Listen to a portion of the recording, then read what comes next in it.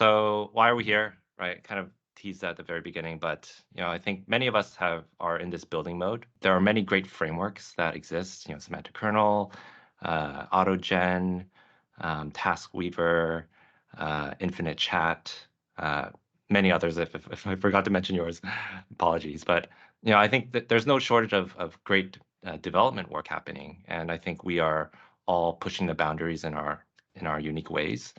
But one of the things that we will all have to encounter at some point is how do we get these agents to work meaningfully in production in a real world scenario? Have we even defined or scoped out what those requirements are or the gating requirements are to say go, no go in terms of shipping an agent? And I think we've seen some of it. We've actually learned a lot in the past year with co-pilots and how we've managed to uh, determine what we feel comfortable releasing.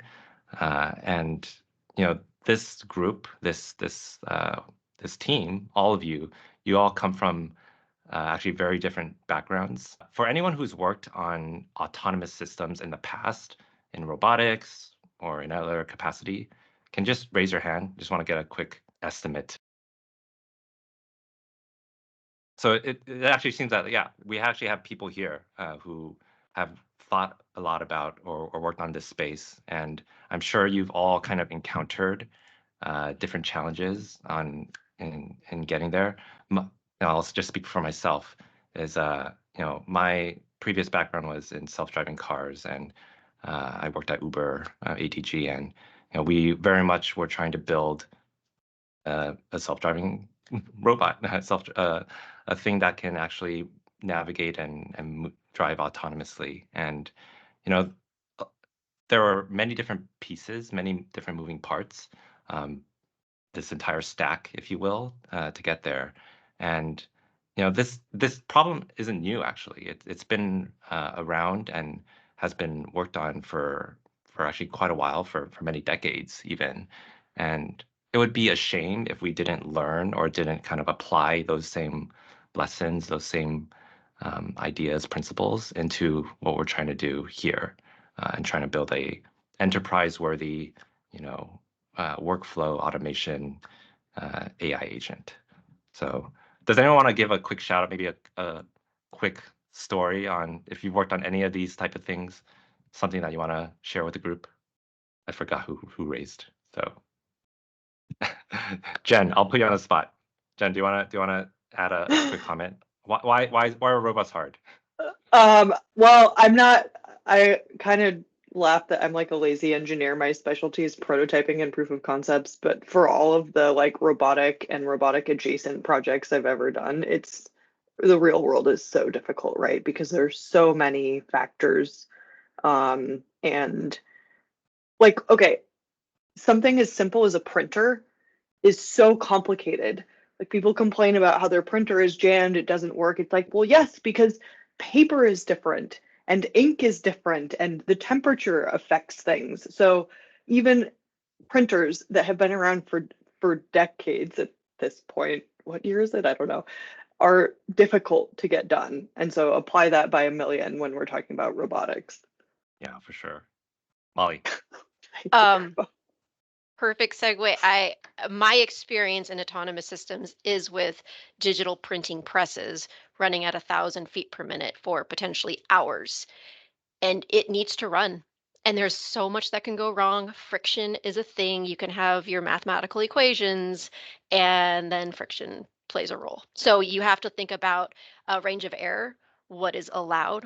You have sensors taking input, giving back output, feedback, how do we correct for this? And it's not going to be perfect. So you have to be able to adapt on the fly. It's hard. Just to add on to what Molly was saying there about autonomous systems, working at Disney, I joked that we used to do once in a lifetime moments 50,000 times a day. And our systems had to have a very tight tolerance for how they could fail. And one of our strategies was to design a failure path. We had an A show, a B show, and a C show.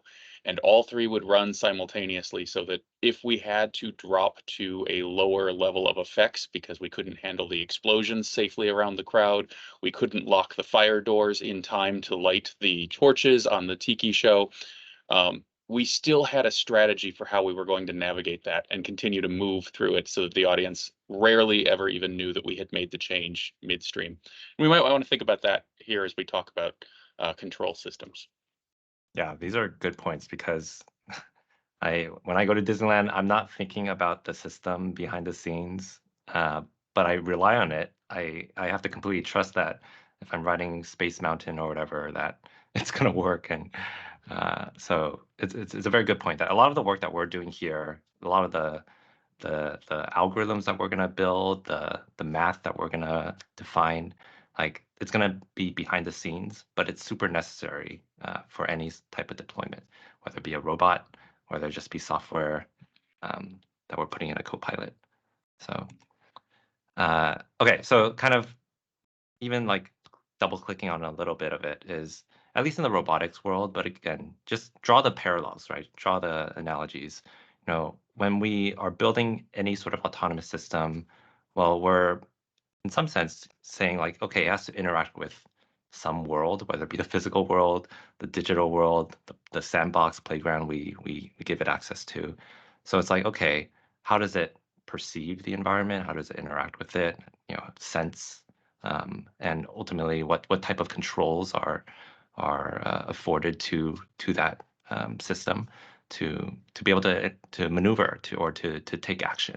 So I think we've again, through all these frameworks, we've already started to see a lot of great patterns, a lot of great ways that the underlying foundation model can actually do things, and you know be amazed by its ability to reason, to be able to invoke tools, call functions, all these sort of things.